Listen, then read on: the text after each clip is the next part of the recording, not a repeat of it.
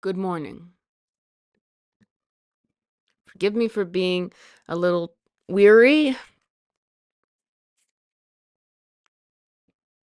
I watched the Acolyte finale last night and I didn't really sleep well because of it. It made me so depressed. Okay, so I want to say something.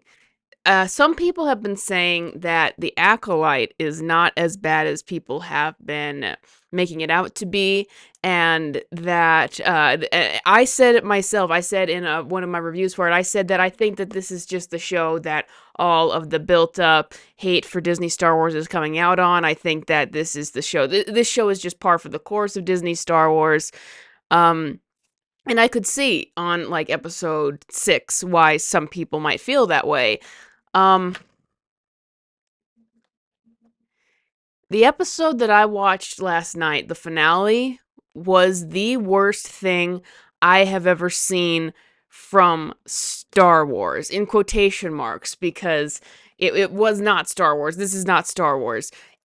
But talking about anything that has ever been released over the banner of Star Wars, I'm not exaggerating, I'm not being hyperbolic.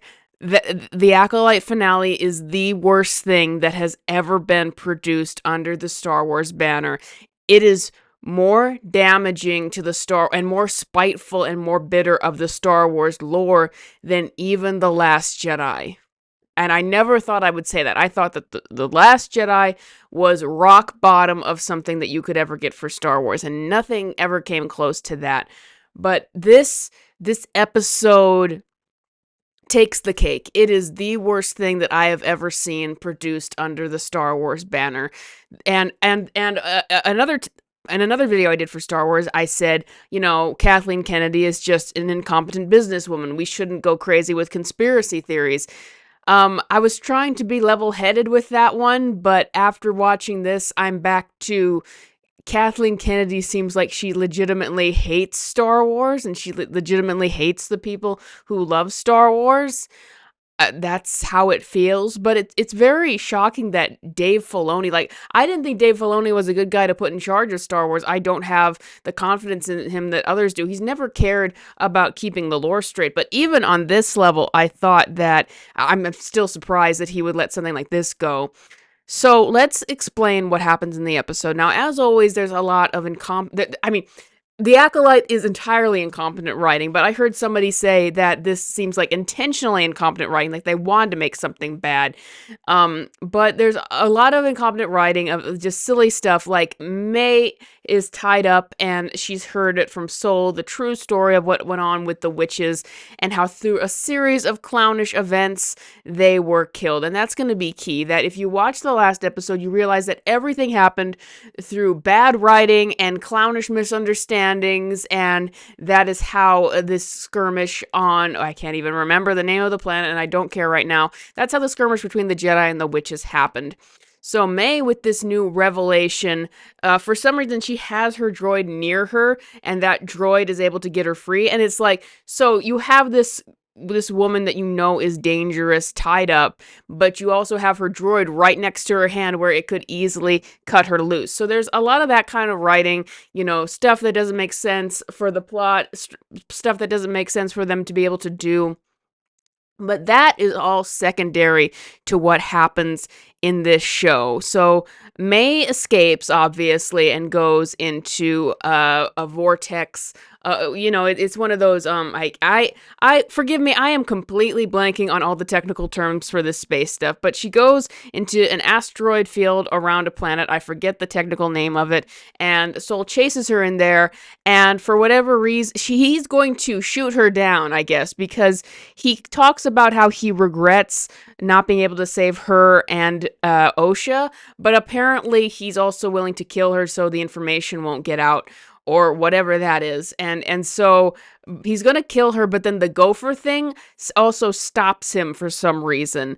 And so she escapes to the planet. Now, meanwhile, we have Osha and her hot Jedi Sith mentor, who Osha hears she gets a vision of the Force or something of somebody who she thinks is May choking Sol, and so she wants to go, presumably, to stop that from happening, and Quear, the Sith Lord, goes with her, and it's like, okay, so you want to stop this from happening now?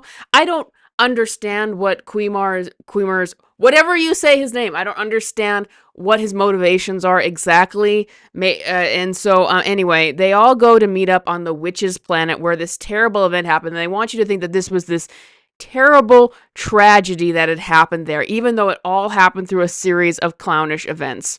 So there isn't much that you need to know from this point on. Osha and May meet again and they fight. Quear and Sol meet and they fight, and it's really bad choreography. And look, I am a person who I really don't care about the choreography of fights usually. So if I'm noticing it, then it means it's bad. It was like, there is a lot. They keep repeating this thing when Sol is fighting Quear where he withdraws his lightsaber and then reignites it, and withdraws his lightsaber, reignites it. And it's not like this is happening fast or anything. It's like Quear will do a move, and then Sol's call will be to withdraw his lightsaber, and then it'll give you like a big epic moment of him drawing it out again, reigniting it. That's the word for it. And it's like they didn't know what to write for these fight scenes. Anyway, the important thing that we're going to get to in this episode is that Osha says that she could never become a Jedi because she was told that her fear and anger were too much. And so what happens is May orchestrates a situation where Sol confesses that he is the one who killed Anastasia, the mother of these girls. Of course, you have to remember, though, that the reason he killed her is that he had been through a series of clownish events, seen that they were bad, that he thought that they were abusing their children, that they had been nothing but antagonistic towards the Jedi. They had gotten into the mind very seductively of one of their fellow Padawans, and the reason he ultimately killed her is she was being antagonistic to him, and she blew up into this big black ink butterfly after she was being antagonistic to him, and he thought he was protecting May. It was like a knee-jerk reaction. So that's what happened. So it's really hard to take any of this seriously and blaming him for this horrible event when it's like it all happened through clownish writing.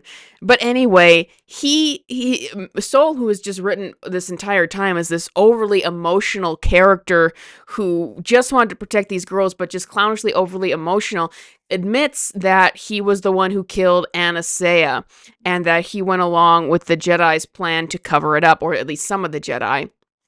So May has orchestrated it so that Osha hears this, and this is the big part of the episode. Now, Osha hears this, and Sol is so apologetic, but Osha, overcome by her grief by finding out these events, puts Sol in a force choke.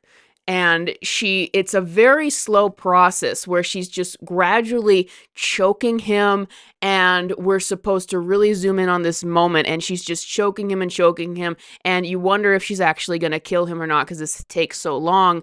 And she does, and she chokes him, and he's dead even as he's apologetic. This person who felt a bond with her, even though it was really weird that they made it so quickly, but this person that she had a bond with, she has choked to death. And they want you to think that this was the first time somebody has actually used a force choke, because they have to take the lore and they have to make it about them. They have to make it that these are the characters that really matter and are doing all this stuff, because Osha said earlier in the episode that how could somebody kill a Jedi without a lightsaber? And in that vision she saw at the beginning, she thought it was May attacking Sol, but it was her. And so she has killed him. And it's really terrible to watch. And then her lightsaber, this is not how it works, and this drove me absolutely nuts. The lightsaber that Sol was using and that she uses, it gradually shifts from a blue crystal to a red crystal, and as it's drawn out, it transforms into red. That is not how it works. In Star Wars, there has been a lot of lore about how lightsabers are constructed and how a lightsaber, you would have to go through so much work to get it to change into red, as Darth Vader went through a lot of work to change a lightsaber red. You can't, it's not that you just become Sith and then your lightsaber magically transforms into red. This is like it was written by somebody who has only casually watched Star Wars, never really cared for it, and then this is what they wrote. That is exactly what this is. Somebody who does not have a deep understanding of the lore or even any real understanding. They just casually watched Star Wars once and this is what they thought could happen. That is not how it works. But here's what is so bad about it. This lore breaking stuff is one thing. The clownish writing is another thing. But Osha has done something evil. Her response to finding out that this person has lied to her and done all this stuff is to pretty brutally and heartlessly kill him. But the show wants you to be on her side. The show wants you to think that she is the good guy as she's becoming a Sith. The Sith are the good guys according to this show. You know, forget the moral ambiguity thing that they said that they were trying. No, they 100% want you to believe that Osha becoming a Sith is a good thing. And you go on and you're supposed to, and May and Osha are reunited and they're having tears and all that stuff. And you're supposed to think, oh, what a wonderful moment. These two sisters who were separated by the evil Jedi have finally found each other. And then Osha wants to go off and train with Quear to be a Sith. And Quear says that he will wipe May's memories of Osha because apparently that's a thing you can also do now. Very Superman, the Reeves Superman, where these random powers just keep popping up. But he will eliminate May's memories of Osha so that they won't have a way to find her. So it's made up of it's very tragic and all these stuff. These sisters being separated, but it's like, these are evil characters. The Sith are supposed to be evil, and they are. And you want me to be invested in these tearful breakups and rooting for these characters as they become evil. And here's what is so despicable about all of this. If you've ever watched Star Wars, if you grew up watching Star Wars and you understand these very simple things, the Jedi and the light side are good, the Sith and the dark side are bad. They are evil. The idea behind the Jedi was supposed to be that they they teach control of your emotions and not giving into lusts, not getting out of control, not having a lust for power, and that the Sith want you to give into your darkest desires. They want you to give into your fear and anger. They want you to give into your lusts. That is why the Jedi are good and the Sith are bad. That is why Anakin, who gave into his fear and anger and his need for control, turned evil to the Sith. And by the way, when he did that, his lightsaber didn't magically turn red or anything. Leslie Headland apparently watched Star Wars once, saw that metaphor, and saw, oh, the Sith allow you to be emotional. They allow you to give into your fear and anger. If you're a Sith, you can kill the people you don't like. If you're a Sith, you can have relations with evil Jedi and people that you are attracted to. Like Leslie Headland watched Star Wars, and her interpretation of the Sith being when you give into your fear and anger and lust, like she saw that as a good thing. And that is what is going on with this Acolyte show, is she sees that Osha giving into her fear and anger and killing a person who never meant any harm, who did things by an complete accident. She sees killing this person out of anger as a good thing, and giving into the Sith and the emotional side of the Sith as a good thing. And that is what completely breaks Star Wars here. Like, we keep saying Star Wars is broken. Well, they keep finding new ways to do it, because even The Last Jedi, even The Rise of Skywalker, still kept the idea that the Sith are bad and the light side is good. It did explore the idea briefly of people who are force wielders who want to reject both sides and it didn't follow through with that, but that was something to be explored. It wasn't saying that the Sith were good. I can't believe I'm defending The Last Jedi here, or The Rise of Skywalker, but even then, to have Rey be on the light side and Kylo come back over to the light side by the end, even that, with as bad writing as that was, it still kept the idea that the Sith are bad, the light side is good. This is a show that just says evil is good. Giving into your emotions, your hate and your fear, and your your sexual lust, as Quear represents for Osha. All of that is good. You can have all of your desires with the Sith. You can have all that you want. And Leslie Headland thinks that that is good. And that is the entire point of the Acolyte, and the entire point that it goes for, because by the end, it's got the Jedi still covering up that these events have happened.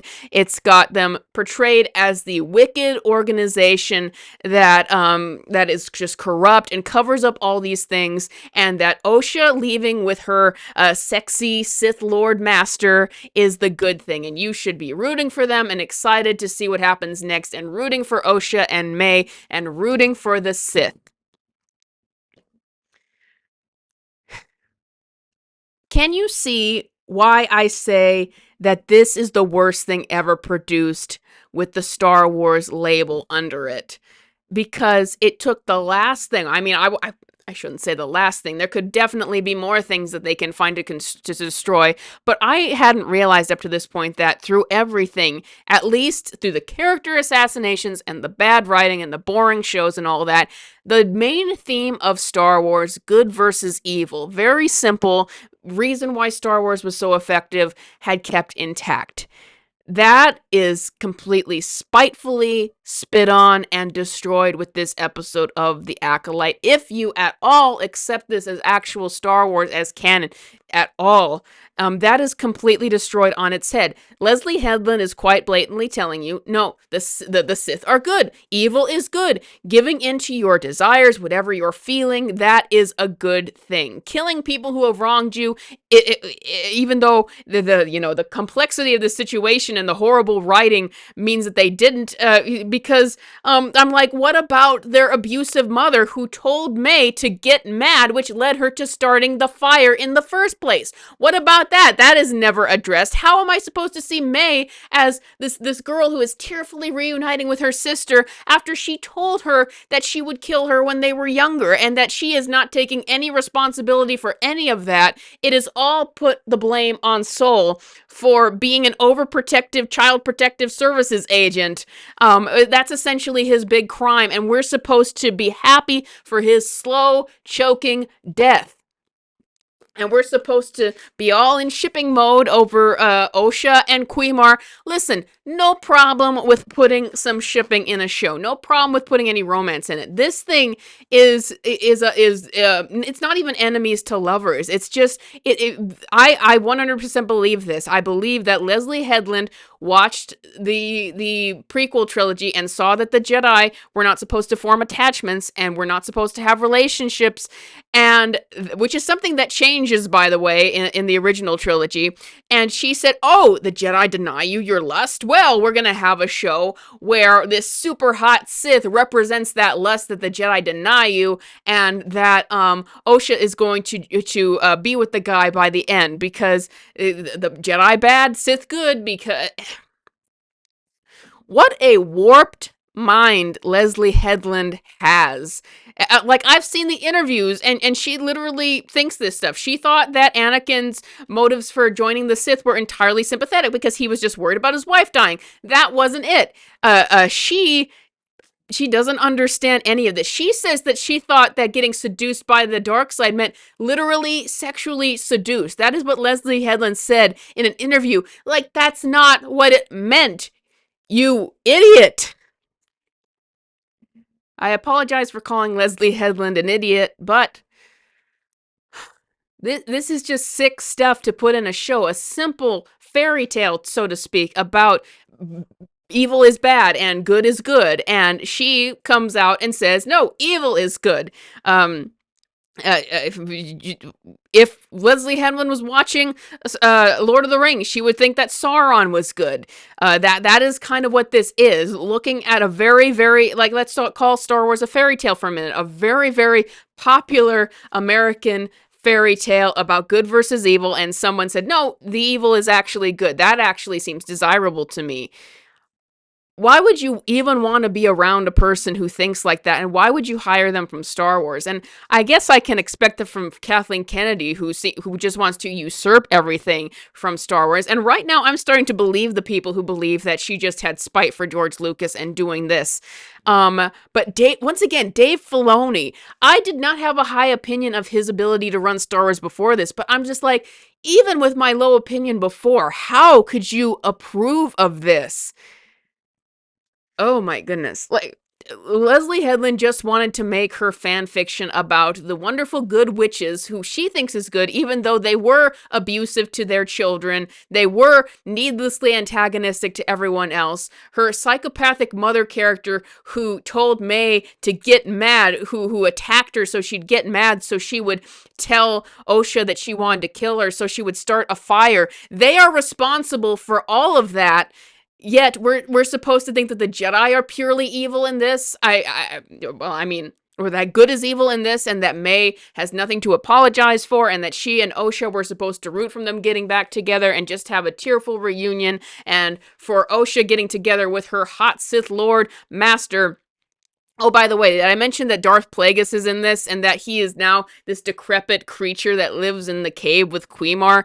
That's not who Plagueis is. I'm sorry, and I'm sorry for Leslie Headland. You know nothing about Star Wars. You just seem like an awful person for coming up with this story, and you think that you're going to get a second season where you're going to be able to play with the toys of Darth Plagueis and all of that, and continue to rewrite this lore. This is unrecognizable as Star Wars. It's not even that it doesn't feel like Star Wars. This is unrecognizable as Star Wars. I didn't watch the show in the beginning because I didn't care, and then I started to jump on board with the train of like, let's see how bad this thing is. I would say to all of you, don't trust anybody who says watch The Acolyte, it's not that bad. It is even worse than people have been making it out to be. It has usurped the entire theme of this universe, and all it wants to say is that actually evil is good. This is just us watching a lady whose warped mind thinks that evil is good, and that's what she wanted to play with in this show. The entire storyline with the lesbian witches is embarrassing. It is embarrassing that this is apparently Leslie Headland's fantasy, a fan fiction. Do not watch this show. Pretend it does not have the name Star Wars on it, and do not watch this show. It is absolutely worthless. It might as well be just this bad show in the void that some producer wanted to explore that evil is actually good watched. It is not worth it for anyone to watch. It should not be considered Star Wars at all. It just needs to be shoved in the hole back where it came. I'm very sorry that this show exists. I'm sorry this is what Lucasfilm has become, and I don't think anything good from Star Wars can ever happen again until this entire regime currently working at Lucasfilm is completely overhauled. If you like The Acolyte, I guess, as always, anyone is allowed to like what they like, but I think that it is a really abhorrent show. 0 out of 10 for the finale. I came away, you know, when you watch a show and you come away loving a lot of the characters, I came away hating the sight of any of the characters. I'm very sorry for anybody who got cast in this show. The guy who plays Sol, great actor. I'm sorry, it used to be a dream come true to work in Star Wars, and now it's just a living nightmare, but I could talk about this for another hour, but I've already talked long enough. I apologize to anybody who watched The Acolyte and that this horrible thing ever got made. And there's lots more to be said about it, but I think that you've gotten the gist of it. This is just an awful show that tells you that evil is good, that tells kids, any kids who watch Star Wars still, that evil is good, and it just should not be watched by anyone, and Leslie Headland should never work at Disney again. That is all I got for you guys today. If you want to support me on Patreon, check out the link in the description. Thank you guys all for watching, and I will see you guys next time.